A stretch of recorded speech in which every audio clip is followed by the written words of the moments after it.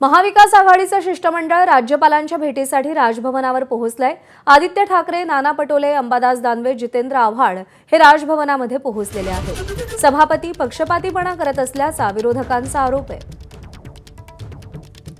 विधान परिषदेत नियमानुसार कामकाज होत नसल्याचा या सगळ्या विरोधकांचा आरोप आहे। उपसभापती नीलम गोऱ्हे यांच्या विरोधात हक्कभंग आणला गेलेला होता, पण तो प्रस्ताव सभापतींनी फेटाळला। अविश्वास ठराव आणला गेला होता आणि तो प्रस्ताव सभापतींनी फेटाळला आणि त्यानंतर विरोधी नेते हे आक्रमक झालेले आहेत आणि त्या पार्श्वभूमीवर राज्यपालांकडे दाद मागण्यासाठी हे सगळे नेते राजभवनावर पोहोचल्याची माहिती आहे।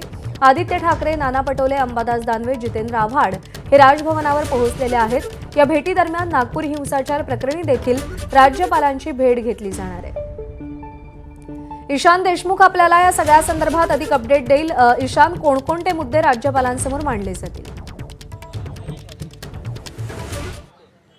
प्रज्ञा, आपण पाहिलं असेल तर महाविकास आघाडीचे नेते आता दाखल झाले आहेत राजभवनावरती।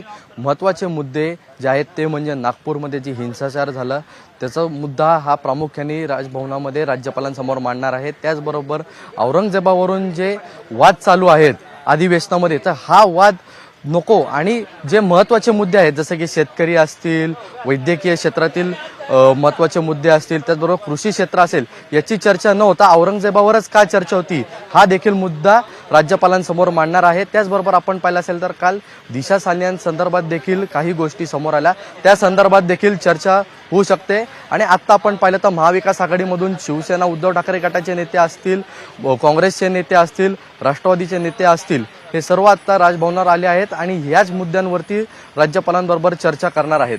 प्रज्ञा। ईशान, धन्यवाद दिलेल्या माहितीसाठी। एबीपी माझा, उघडा डोळे बघा नीट।